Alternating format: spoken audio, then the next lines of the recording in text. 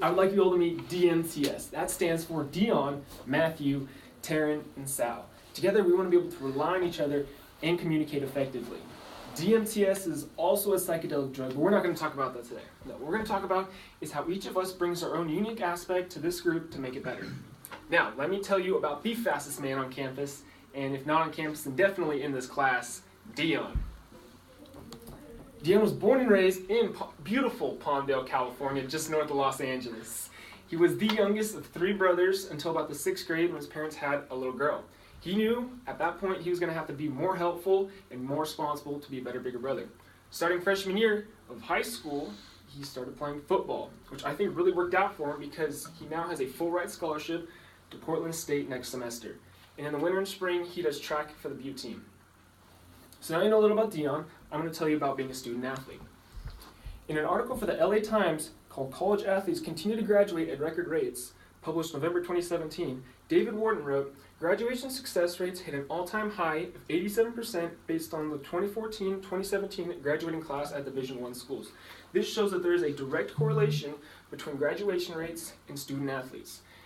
At Butte College, Dion is required to take 4 cast sessions a semester and have at least a 2.0 GPA.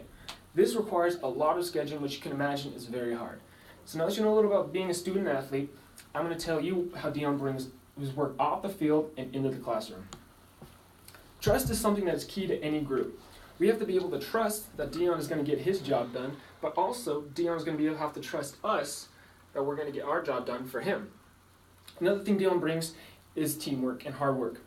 Because we are relying on him to do a job, he knows that he must work hard and give his best effort. As a group, we can rely on Dion that he is going to put his best foot forward and help the group out, which is something that he brought from football. So now you know a little about Dion. I told you about being a student athlete and what Dion brings off the field and into the classroom. I would like you all to think about your daily lives. And I want you guys to put into a sport that you can play. Being a student athlete is very tough, but it is also very rewarding. So now that I've told you about all that, I'm going to hand it off to Taryn. My name is Taryn Taylor, and I'll be telling you about my friend and groupmate, Matthew Conklin.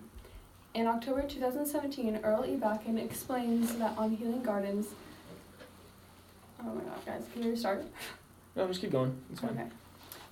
Okay. Wait, hold on. In October 2017, Earl E. Bakken explains on Healing Gardens that more than two-thirds of people retreat to a natural setting when stressed. Being in nature and viewing a natural scene increases your ability to pay attention altogether. Like many of you, Matthew enjoys being outdoors to get his mind off of schoolwork, his work life, and any other daily tasks throughout the week. Matthew has worked very hard to be in the position he is in now, just like many of you, and how you're all in school for that one main goal. Matthew was born and raised in Sonora, California, with many opportunities to enjoy the outdoors with his friends and family. Matthew is a middle child with one older sister and one younger brother, which influenced his leadership behavior. His leadership behavior really helps our group because he always pushes us forward when we need help. He is a go-getter. He always knew he wanted to become a firefighter, so he went out and did it. Matthew came to Butte College for the Fire Academy, which he explained to me was the hardest thing he's accomplished in his life. He put in so much time and effort into it, and it all paid off in the end. It taught him a lot in the real world, and he is now an active firefighter. He didn't only come to Butte College for the Fire Academy, he also wants to get his bachelor's in communications, and that's why he's in this class now. Matthew is very good under pressure and has always been leadership driven, which is extremely helpful in public speaking. He wants to take what he learns in this class and put it towards any future courses. This is only a brief summary of who Matthew is, considering I only had 2 minutes to speak about it. He's very kind-hearted and hardworking, so if you see him around campus, feel free to say hello and get to know him. He is always welcoming with open arms. Now I'm passing it on to Sal.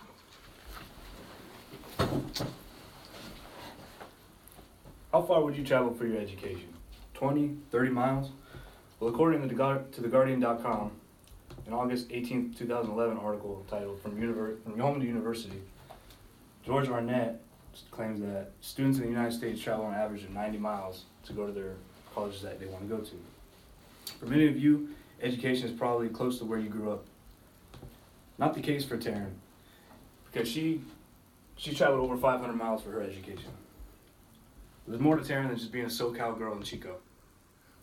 There's so many things I can speak on, but I'm just going to give you a little glimpse into who she really is. So in case you guys don't get a chance to talk to her, I'm going to talk about her in the next couple minutes. Miss Taryn Taylor is 18. She's from Lake Arrowhead, California, but she's born in Loma Linda. She's got 2 older brothers, 1 younger brother, and she's the only girl, which makes her the favorite, obviously. She came to Butte for nursing, and she hopes to become a nurse as fast as she can, but I wouldn't put my life in her hands so fast. First, she has to get through this class, which will be a breeze for her because she brings a lot to this group. She's a neat freak, she's organized, something that she attributes to being a Taurus, which makes her our folder holder. In other words, she likes to get work done. If you haven't noticed, she's the only girl in my group, which is great because it gives us different perspective on things. Her only weakness is that she's her own worst critic, and sometimes she's too hard on herself, which isn't always bad in my opinion. She wishes to overcome talking in front of large crowds in this class.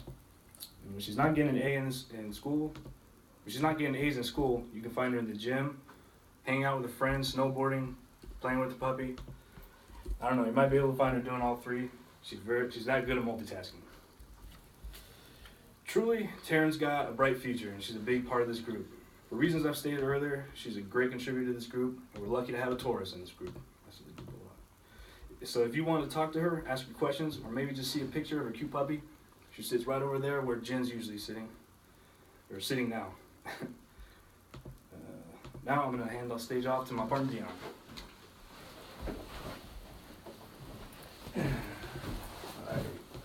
According to an article titled 4 Benefits to Hiring Military Personnel, written by Joe Schwimbry, published in 2018, military personnel are loyal, have a reliable work ethic, are motivated, and have comprehensive communication skills.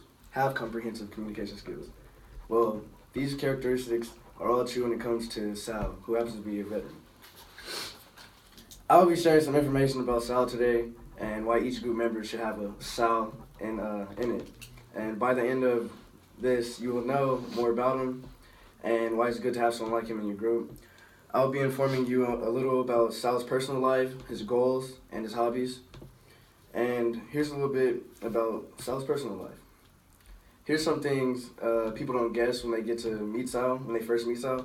Sal grew up in Gerber, California, and is the youngest of 7 siblings.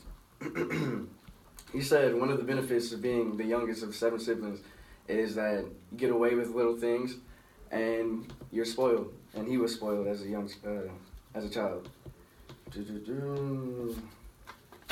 Sal has always had a love for traveling and being active, which led him to join the Army out of high school. He was able to travel to Washington, Georgia, South Korea, and he was stationed in Afghanistan, deployed in Afghanistan. One last personal thing about Sal is that he has a 3-year-old daughter named Ariel, and with that being said, he brings a lot of responsibility and matureness to the group. Now, here are a couple goals Sal would like to accomplish in life and class. Sal has a numerous amount of goals, but the couple I'm going to share are the most important to him. Sal moved to Chico to attend Chico State next year. He's working to get his bachelor's in kinesiology. He would like to be a physical therapist, and if that doesn't work out, he'd like to work with sports medicine. Another goal of Sal is to be better at opening up to strangers.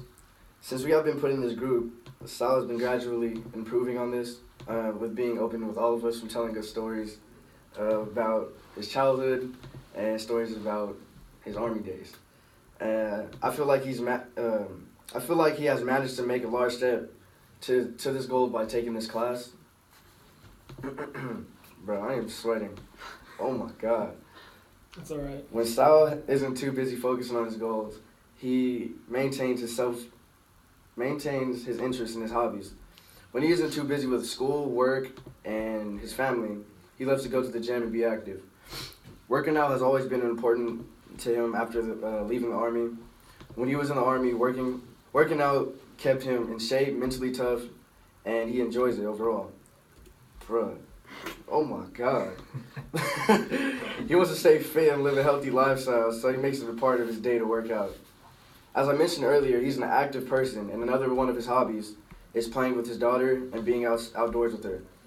In closing, now that you have heard a little about Matthew, Taryn, and Sal, and myself, I challenge you all to know. I challenge you all to know us. Get to know us if you have something in common. Thank you.